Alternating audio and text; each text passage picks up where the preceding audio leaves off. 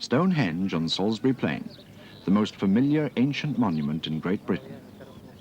Every year it's visited by thousands of people. But today we have a new awareness of its place in prehistory, due largely to the work of one man, Professor Colin Renfrew of Southampton University. His revolutionary approach to the past was inspired by a tree, the bristlecone pine that grows high in the White Mountains of California. The bristlecone pine is the oldest living thing in the world, 5,000 years old in fact. And scientists have been using these ancient trees to establish a precise calendar for the past with a system based on tree ring dating. As a result, the clock of prehistory based on radiocarbon dating has been put back by several hundred years. Stonehenge is now shown to be much earlier than scholars had believed. Splendid stone-built tombs in northern Europe are shown to have been built quite independently of cultural influence from elsewhere. The theory of cultural diffusion from the Near East has been demolished. This was the nub of Colin Renfrew's argument. One after another, these spectacular achievements of Stone Age farmers all over Europe have been shown to be the outcome of independent imagination and skill. In fact, the megaliths of Brittany can now claim to be the earliest stone monuments anywhere in the world. Like the others, it was spontaneous, so Colin Renfrew is now asking the next logical question. How do megaliths get built? What kind of people, what kind of societies build monuments like these? And I think if we broaden the picture a little and look at societies in this way, we may well get some understanding. There are societies, living societies, which generally recently have built monuments, impressive stone monuments, and there are other societies in other parts of the world that in the past have built impressive monuments. I think it's worthwhile to ask, what do these societies have in common? How are they organized? And maybe there we shall get some clues which we can then apply to prehistoric Britain, which will really tell us something about the people as well as about the monuments themselves. Broadening the archaeological perspectives meant looking for the answer very much further afield than even the cultural diffusionists had ever thought of doing. Chronicle took Professor Colin Renfrew on a journey in search of the megalith builders of more recent times, whose living example might help to solve the problem of Neolithic and prehistoric Europe. It was a journey that took us 11,000 miles right across to the other side of the world, to the Polynesian islands of the South Seas, the islands out of time.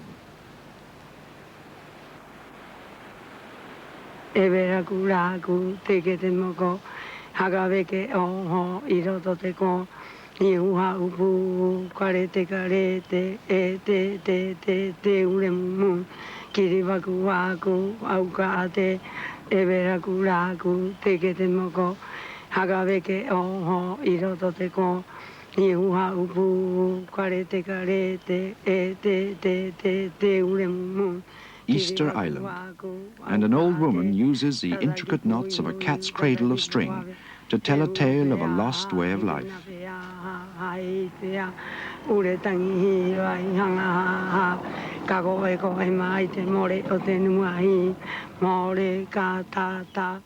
This is one of the few living vestiges of an island culture that flourished on its own terms before being destroyed by contact with the West. It was still a living, real society when Captain Cook came here in the 18th century.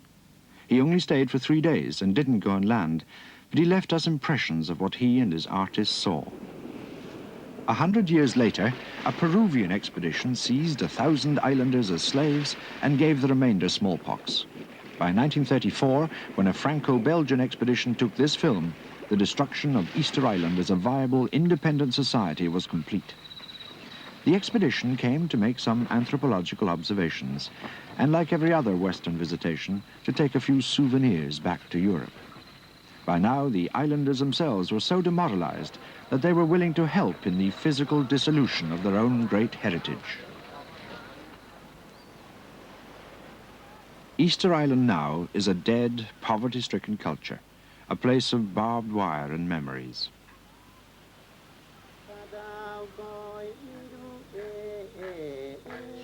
The interior of the island is a bare wilderness of volcanic lava. And at the eastern end of the island, an ancient volcano called Rano Raraku houses the silent remains of one of the greatest human achievements of all time. The crater of Ranararaku was nothing less than a factory for mass-producing statues, an assembly line of sculpture in which statues were carved out of the rock faces.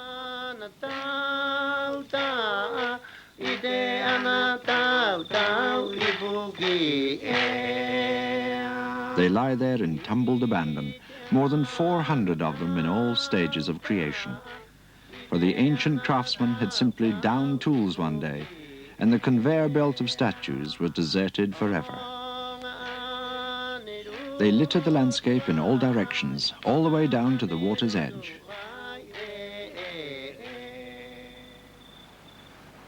No wonder the mystery of Easter Island invites much romantic speculation. Yet it's this very mystery of achievement that has drawn Colin Renfrew here to Easter Island to look for the explanation of similar human achievement elsewhere. Right. It is a mystery. In fact, I think it's one of the most remarkable places there are. And altogether, an amazing sight to see these great statues lowering down at us like that. I think it's and altogether one of the most remarkable places on Earth. Then what was the reasoning behind your decision to try to solve a mystery that you left behind in Brittany with a mystery on Easter Island?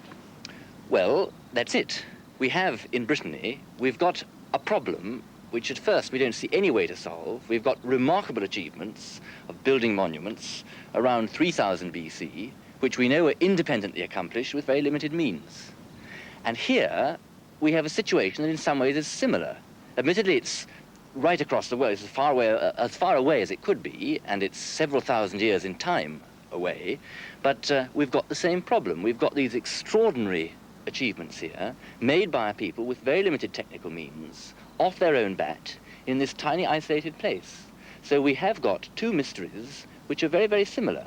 And we do know a little more about Easter Island and the Easter Island background than we shall ever really know in detail about Brittany. We know from earlier explorers, for instance, that the strange birdman carvings represent a tribal ritual involving a swimming race to fetch the eggs of the sooty tern, and that we could never have guessed for ourselves. We know from surviving wooden tablets that they had a form of writing, and that it was called Rongo Rongo. But even that knowledge remains a mystery, for neither the Easter Islanders nor we can now decipher it. We know that they built for themselves stone houses half hidden in the ground, using the familiar architectural technique of corbelling with overlapping flat stones. But these houses have long since been deserted, and of the life that was once lived within them, we know nothing. We know they were highly skilled stonemasons. They built magnificent platforms called ahu, made of finely dressed masonry, each block weighing several tons. And we know that it was the islanders themselves who knocked down their own statues in tribal disputes. The society was already in decline when Captain Cook arrived, and his artist's painting of its dying splendor didn't explain anything. The original people who put them up were able to do it without any kind of mechanical or engineering devices at all. Almost inconceivable when you look at the top knot up there on top of that one to imagine that. But in fact that is so, and this is one of the things that Thor Heyerdahl established. You know, the Kon-Tiki man, he did a lot of very good archaeological work here, and one of the things he did was to establish this by the very simple device of asking the Easter Islanders how the statues used to be put up. And it's very odd, this had been a puzzle before, and they in fact did remember how they were done a century earlier, and this was by putting stones beside the statue and then levering it up, slipping a stone underneath, and gradually by adding stones, sort of rocking the thing up as you put stones. So you only have to lever it up an inch or two each time. So you've got it on a heap of stones, and then tipping it down gently so that it's in an upright position. And then they must have dragged the top knot up the heap of stones and pushed it onto the top. It's still very difficult, I think, but this must have been how it was done. Well, Thor Heyerdahl also suggested, of course, that this was not something that they learnt to do by themselves, which would be your thesis, but that they in fact brought these skills with them from the East, from Peru, from America. He does show they could have come in this in the Kon-Tiki raft because of the current. Magnus, you're beginning to dabble in diffusionism. What little we know of Easter Island society shows it to fit in to our overall picture of a hierarchical Polynesian society. But with respect, now you're just turning the compass round and dabbling in cultural diffusionism yourself, only from the west instead of from the east. No, I think that's, with respect, nonsense. For this reason, that Easter Island is unique. You were saying this. Now, the basis of Easter Island society is Polynesian. When they came, they brought with them a language which was Polynesian, because Easter Island language developed, but it is nonetheless a Polynesian language. They brought with them their foodstuffs, their yams and so on, no doubt. They brought with them a technology, use of stone tools, and indeed they brought certain elements of social organization. The idea of great monuments like this, even with statues on, is a Polynesian one. And you see ceremonial platforms in other parts of Polynesia, as far west as Tonga even. But what you don't see is the whole elaboration of Easter Island society. And the only way you can explain a society ultimately is in its own terms. Bring in, if there was contact, bring in the results of contact. Well, here there is no evidence for that kind of contact. And to suggest that you've got to explain it all by contact is simply patronizing. It's really implying that these folks here, natives who didn't know their ear from their elbow, they couldn't do it on their own. Well, they could do, and the proof of it is that we have here a unique society. And this is what we have to reconcile ourselves to, and we still have the problem, which is to say, all right, now just how did they achieve this extraordinary, indeed miraculous product? In the shadow of the great statue that Thor Heyerdahl re-erected, an American archaeologist is trying to unearth information about the day-to-day life of the original settlers who came here around 400 AD from Polynesia. Professor William Ayres of the University of South Carolina. Nothing so far indicates any contact from, say, the South American continent. No portable artifacts, or for that matter, even the architecture itself is purely Polynesian rather than South American in origin and content. Now, Easter Island is often referred to as one of the great mysteries of the world. Do you find it archaeologically mystifying? Archaeologically frustrating right now, but not so much mystifying. It's unfortunate that so little is known about the material culture, other than the Ahu of the earlier inhabitants of Easter Island. But this is something that will come about through time, through further excavations, and much of the mystery is something that's simply been built up by misinformation about the island. Archaeology apart, few people seem to have noticed some of the information that does exist, scanty though it is. In 1914, Mrs. Catherine Routledge, an English anthropologist, came here and talked to some of the oldest inhabitants. On the basis of what they told her, she divided the island into areas of tribal influence, 10 tribal territories in all. Combining anthropology and archaeology, Colin Renfrew can now make certain assumptions about the great statues that stand restored overlooking the plaza at Tahai. Well, as far as we know, we have some indications from the society, and as far as we know, they were figures, maybe ancestral figures, chiefs, and so on. The whole society, as far as we can gather, worked by genealogies, working its way back, so that it would trace its way back to chiefs, and a lot of these statues probably represent individual chiefs. Certainly we know that in these plazas, this was really where the activities took place, and the people were in the, that's why the statues face inland, they face towards the plaza. And secondly, we know they were used for burial. And that's where I think the analogy with Brittany comes in, because I think those monuments in Brittany, or indeed in England, the megalithic monuments, are not just burial places, they were, I'm sure, also focal points, ceremonial centers for the community. And these are also dual-purpose monuments, both for the living ceremonies and for the burial of the dead. It does suggest considerable power that somebody was able to organize his people in a way which one wouldn't really expect from a primitive society. Well, I think that's right. I think when we look at this extraordinary complex, sure, these were built to work together, and they must have had, each group must have had a leader, a chief, if you like, who, it wasn't necessarily by coercion, but because the people agreed, they worked together. When he said, we'll do it this way, it was done that way. I'm sure a lot of it is competitiveness. We are the group, this place is called Tahai, we are the people of Tahai, and we have got a magnificent monument which is as good as or better than any other monument on the island.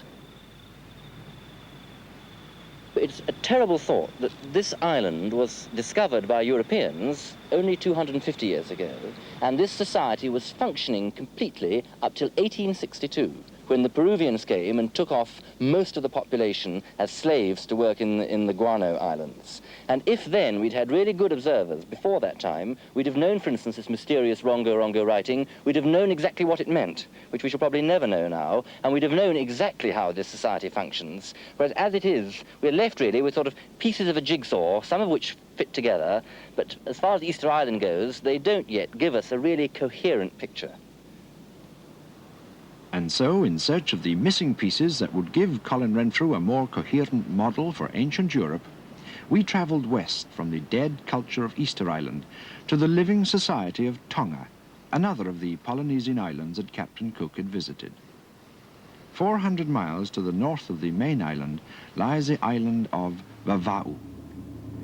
Here on Vava'u, we were to have a unique opportunity of gaining an insight into the serene, ordered world that Captain Cook had found 200 years ago.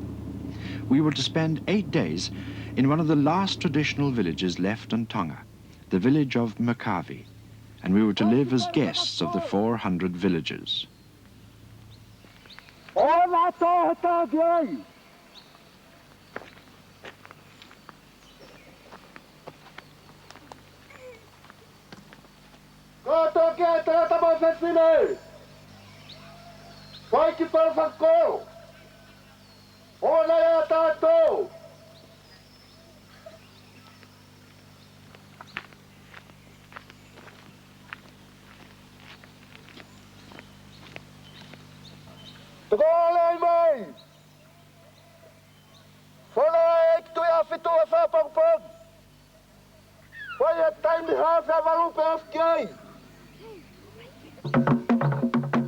In the cool of dawn, the drums and the village choir summon the people of Makave to an assembly, a phono.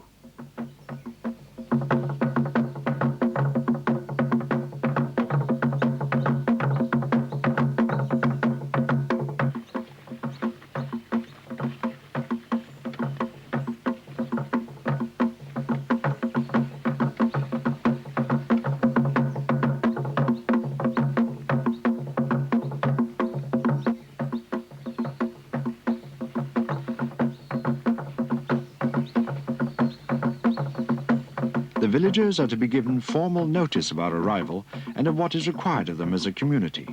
Gradually, the grassy space fills up in front of the white-painted timber house of the village chieftain.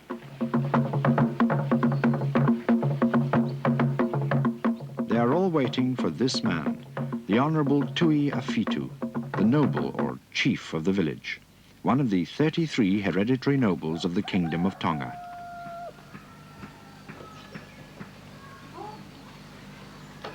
"72 years old now, he is the potent symbol of love and authority which binds a village together.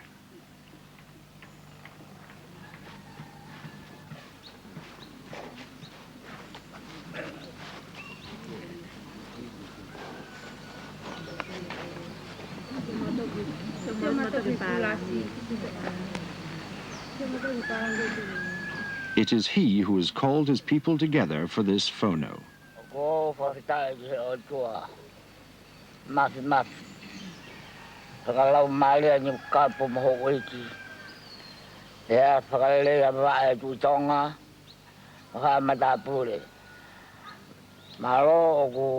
He opens with a strict formula of introductions and greetings. He greets a noble from another island at present living in his village. He greets his hereditary talking heralds, his matapulis, his herald of the left and his herald of the right, all in formal order of precedence. And he greets his people. The plazas of Easter Island were bare and abandoned. In this formal ceremonial in a 20th century village in Tonga, is this the living image of a prehistoric society that Colin Renfrew is seeking? The relevance for British prehistory is that we can, I think, begin to think in similar terms. We must begin to imagine not an identical society, but one that did have a structure of this kind, a hierarchical structure, where there probably were family heads, and then area or lineage heads, and then maybe chiefs, and then maybe ultimately a king or a very high chief who might have been associated with Stonehenge. Tonga also has its great megalithic monuments from the past, built 1,000 years ago, and like Stonehenge in itself incomprehensible. Tonga also has its great royal tombs built of massive blocks of masonry. The difference is that the society that had created the megalithic monuments on Tonga was still flourishing when Captain Cook came here exactly 200 years ago. It was a strictly hierarchical society, with a king right at the top of a complex pyramid of chiefdoms. The king of Tonga today, King Taufa Ahau, son of the celebrated Queen Saloti, is in direct line of descent from the ancient kings of Tonga. He represents, above all, continuity. Of course, it's a continuation of the same society, except that now, of course, village chiefs live under laws like everybody else, everywhere else in the world, and whereas at the time of Captain Cook, the chief of villages in Tonga had powers of life and death over all the people of the village. At harvest time, the people of Tonga would bring the first fruits of their labors as offerings to the king: yams, breadfruit, taro, pigs. The king's share of every man's produce was funneled upwards towards him through the hierarchy. At the great first fruit ceremony, held in the open space before the royal tombs, the king would accept the gifts for redistributing later. In all the impressions that Captain Cook left, there's an overwhelming sense of respect, of order, of hierarchy expressed through ceremony. And this is one thing that still survives from Cook's day. When you consider the changes that have taken place in Tonga over the last 150 years, there have been very big changes, and yet it hasn't really affected village life all that much, particularly in the smaller and more isolated villages. There is a decorum observed in the presence of their great men that is truly admirable. Whenever he sits down, all those with him seat themselves at the same time in a semicircle before him, leaving always an open, convenient space between him and them. When Captain Cook came here 200 years ago, he found a community which had solved the problems of living together quite independently of anywhere else, and quite independently, certainly, of the Western world. So that when we read Cook's journals today, and when we look at the illustrations he left, we are getting an authentic glimpse of a society which solved the same problems as we ourselves solved in the Western world in a different way. And I think we as archaeologists would be just crazy not to seize hold of this opportunity. We are, of course, 200 years later than Cook now, so that a lot has changed, but this village here of Makave is in the direct tradition of Tongan society. There's a continuity of tradition there, so that we can, to some extent, experience what Cook experienced and see what he saw, so that we, too, can get some understanding of how that society functioned. The dance was musical and harmonious, and all their motions were performed with such justness that the whole party moved and acted as one man. It was the opinion of every one of us that such a performance would have met with universal applause on a European theatre.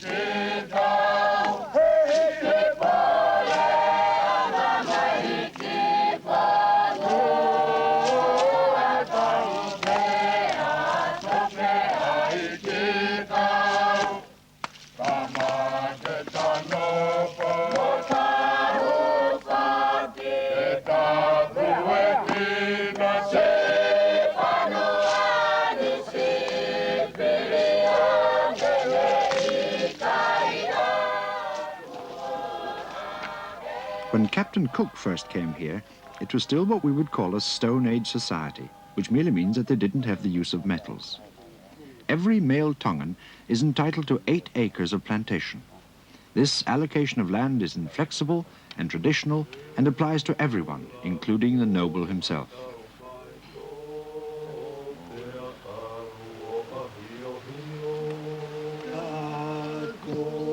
Throughout our stay in Makave, there were to be constant reminders of Cook's sympathetic journals to shrink the 200 years that lay between his visit and ours.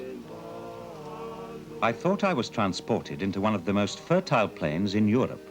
Nature, assisted by a little art, nowhere appears in a more flourishing state than at this isle.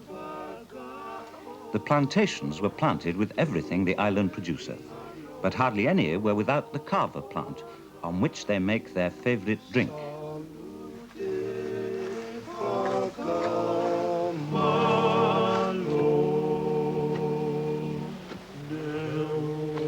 Yams and vegetables makes the greatest part of their food.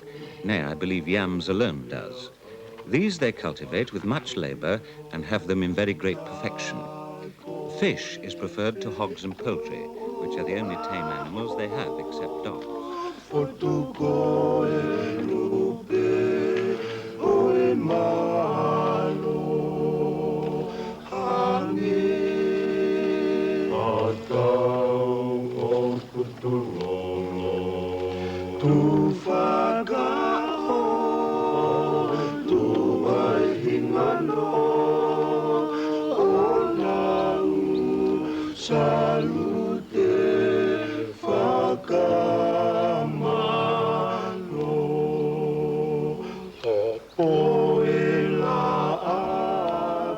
The house in which I was a guest was made of timber, but there are still plenty of the traditional homes in Makave of the kind that were so familiar to Captain Cook. The only thing that seemed to suffer was the coconut trees, which were stripped of their branches to make sheds for their chiefs. For our special benefit, one luckless coconut tree was made to suffer as the men of Makave built for us the sort of shed that was thrown up for Captain Cook and his men.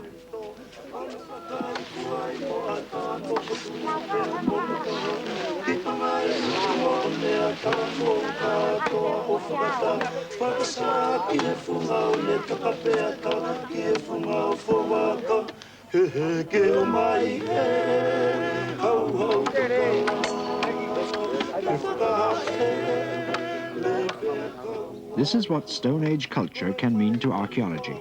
Hardly anything of this all-wooden construction here will survive in the ground except a row of shadowy post holes, because all the materials used in it are organic.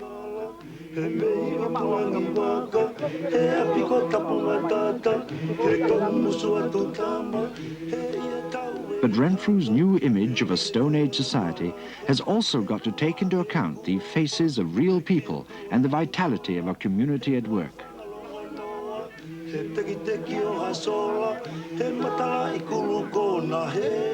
It was Chief Tui Afitu who decided that this house should be built. And Colin Renfrew sees this as a direct reflection of the way in which Stone Age structures the world over were made possible by willing communal labor.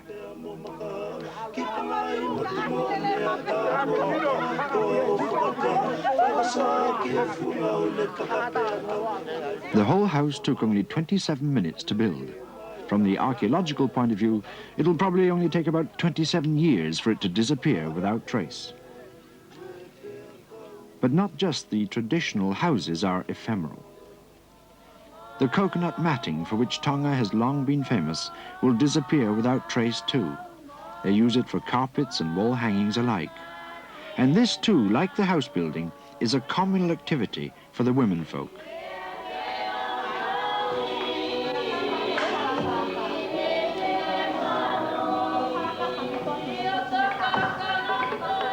And what of Tonga's most celebrated product, tapa cloth? No trace of that would survive in the archaeological record of a Stone Age village. It's made by beating the bark of the paper mulberry tree until it's paper thin.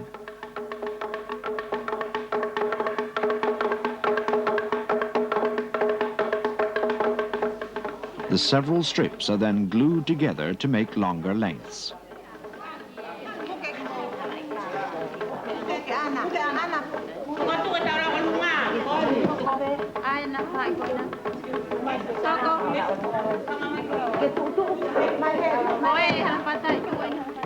Communal work again. And the result is a simply enormous length of tapa cloth to serve the needs of the whole village for a rather special occasion.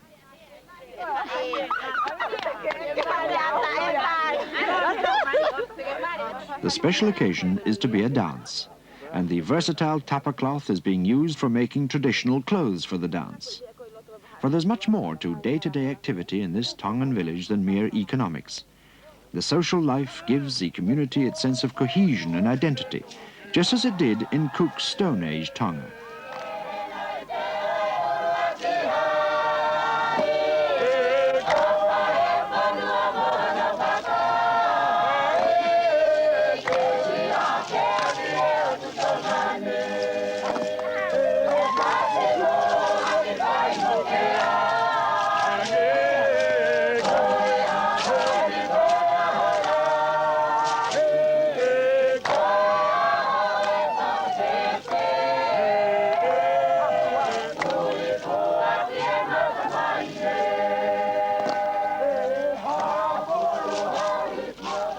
This patch of grass in Makave will retain no impression of the dance. The feet that danced on Salisbury Plain have left no trace. All that's singular and living and real about a forgotten society is as elusive as patterns in the air.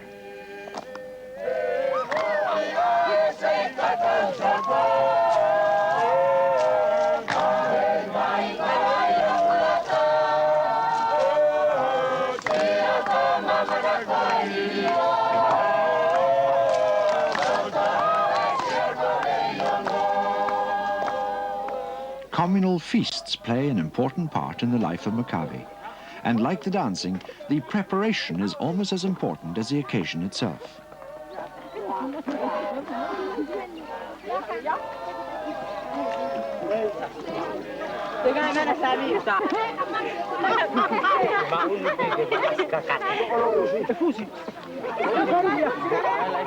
The great mass of food, the breadfruit, the yams, the fish and flesh, the sweetmeats in their parcel of banana leaves, is placed in a pit lined with heated stones.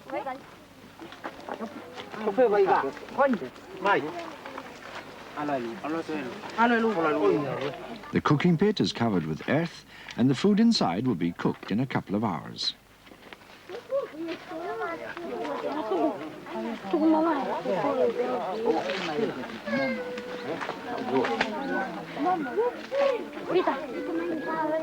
All this abundance, all these fruits of the earth, the best that Makave can offer, as tastefully prepared and presented as any Lord Mayor's banquet, what will remain to tell some future archaeologist of the generosity of Makave?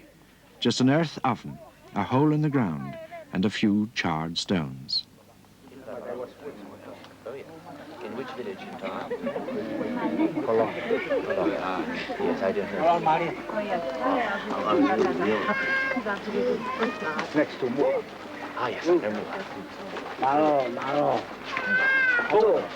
I know. Every feast, indeed every meal in Makave, is invested with a formality and etiquette that had enchanted the much-travelled Captain Cook. Their food is dressed generally by baking, and they have the art of making from different kinds of fruit several dishes which most of us esteemed very good. Every now and then, one or another of the company would make a short speech. One made a speech which made them all laugh heartily.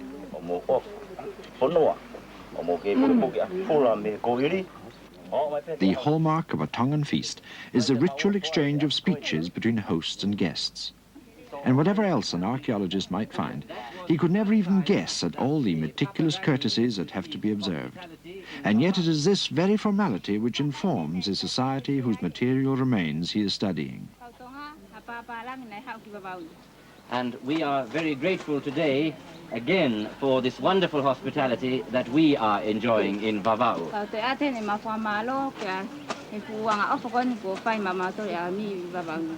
Malo aupito, aupito.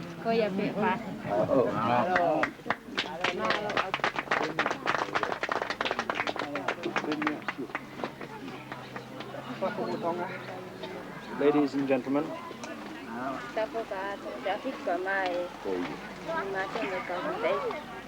Houses and fabrics, dances and feasts, songs and speeches, all of this vanishes into thin air. But here at Makave, even the traditional tools and utensils, the very things that an archaeologist relies on absolutely in order to build up a coherent picture of a lost society, these too will disappear without any trace. So that if one didn't have the opportunity to live with these people in their village and in their homes, in 200 years' time there'd be no record whatsoever of how they had lived. Well, that's right. It completely disappears archaeologically. And all we're left, really, is this very nice carver pounder. But again, if you found that somewhere, which you could do on many archaeological sites, you wouldn't be able to say, ah, yes, I see it all now. This is for pounding the carver root to make a mildly intoxicating drink. Nor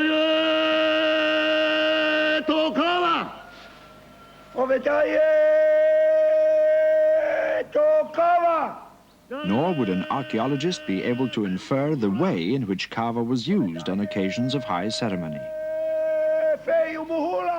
On our last day in Makave, a gift was being presented on our behalf to the chief, Tuia Fitu.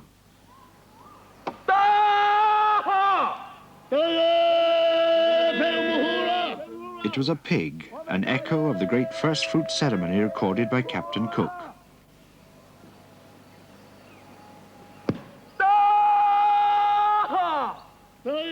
Captain Cook realized that the giving of gifts was central to the working of Tongan society.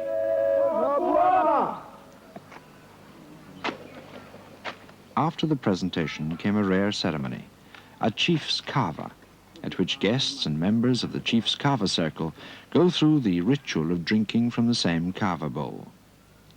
Everything done in accordance with the strictest rules of protocol. All the processes of preparation minutely observed.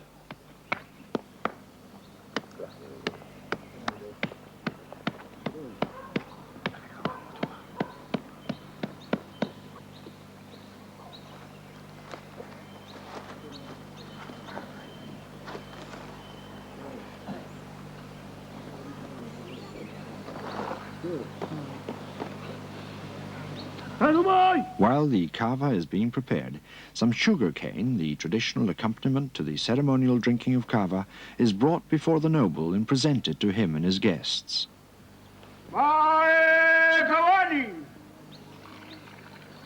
The matapuli of the right controls the whole ceremony.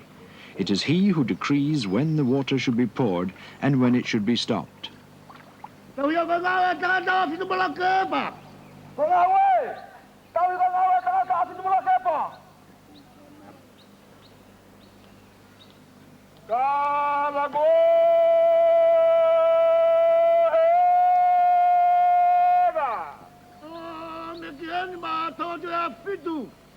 Who shall drink first? Naturally, it's the noble, the Honourable Tuia Fitu, who is as central to this ceremony as he is to the whole life of Makave.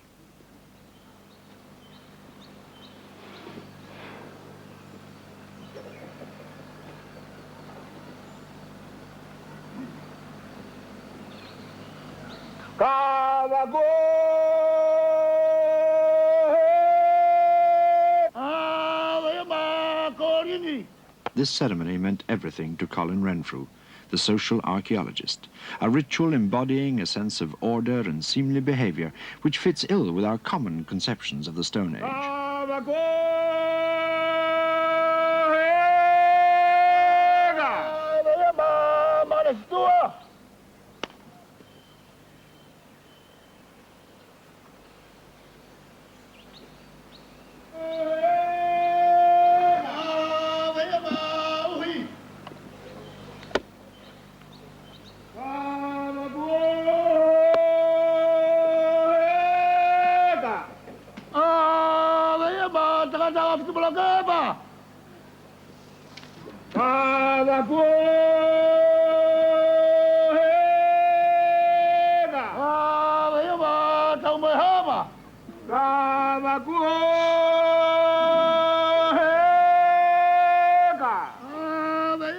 Finally, everyone had partaken of the kava.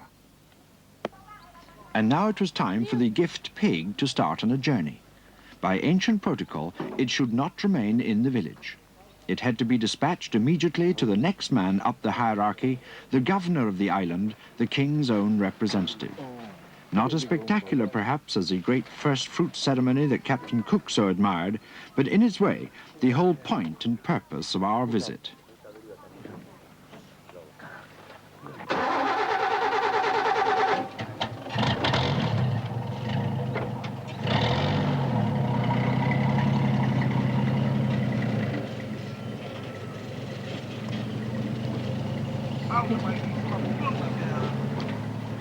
This elaborate system of the handing upwards of first fruits was, says Colin Renfrew, the system that made possible the building of the royal tombs of the ancient capital of Mua.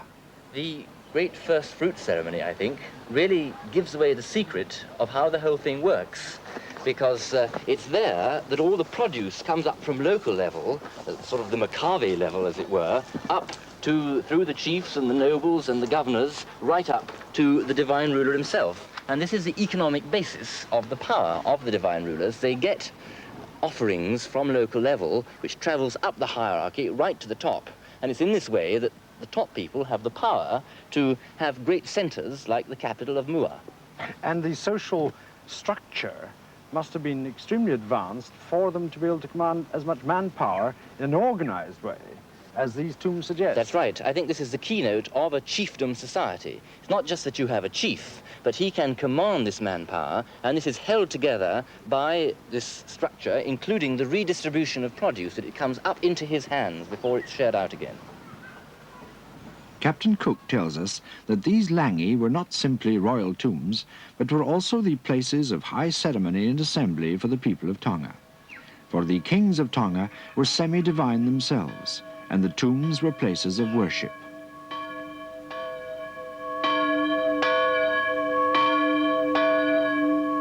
Tonga has new centers of worship now. For the last 100 years, it has been enthusiastically and devotedly Christian.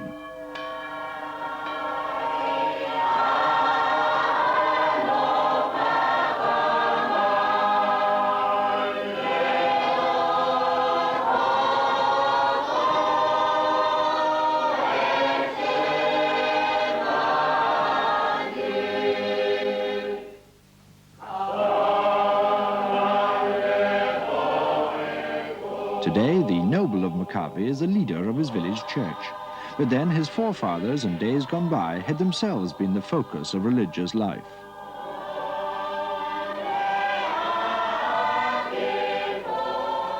For Colin Renfrew, traditional Tonga fully lives up to the remarkable tribute that the perceptive Captain Cook paid to what he saw as the ideal Stone Age society.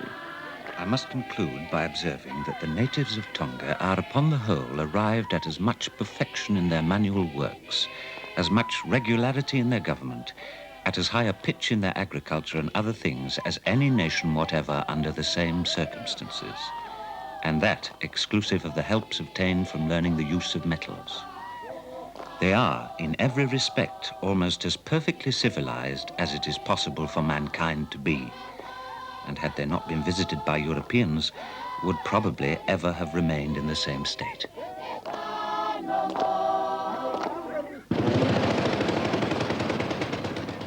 Tonga, especially in the capital, has become westernized, on the surface at least. But as we've seen, the traditional ways still persist, especially in the remoter villages.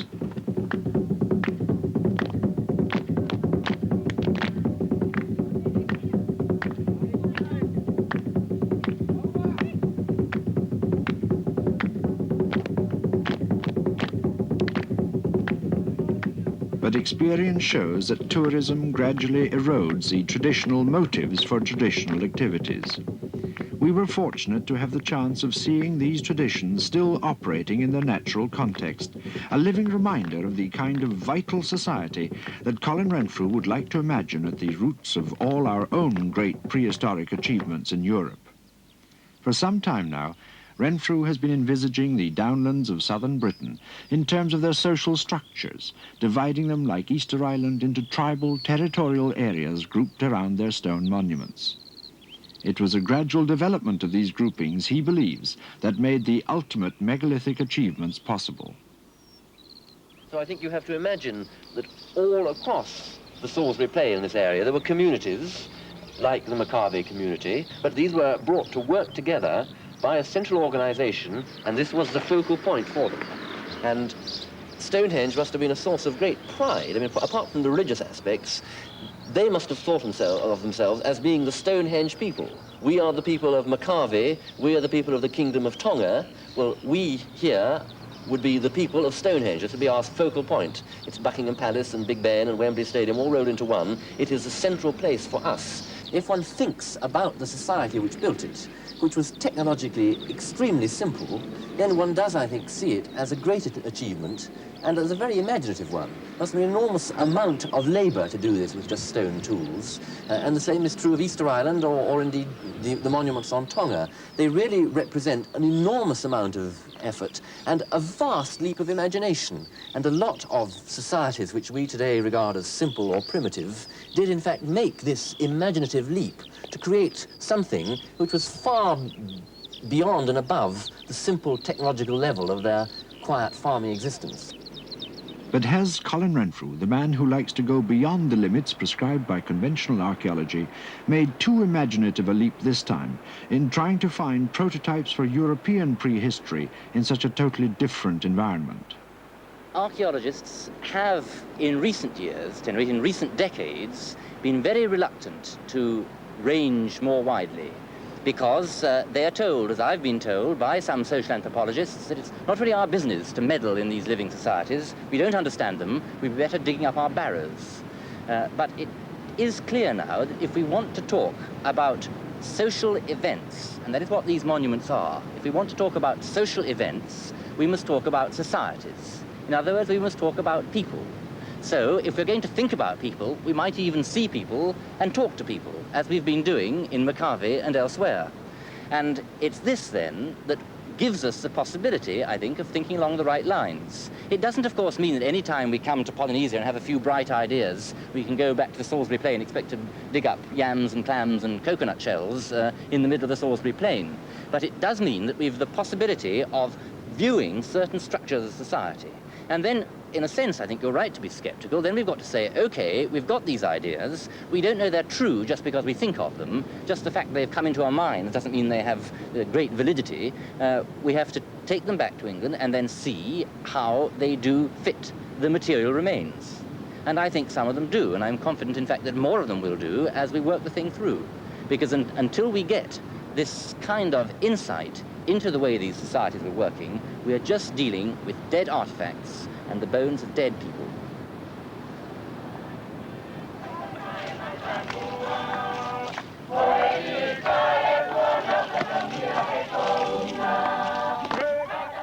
Tomorrow afternoon at the same time, Chronicle looks at efforts to save the wreck of a 14th century German ship.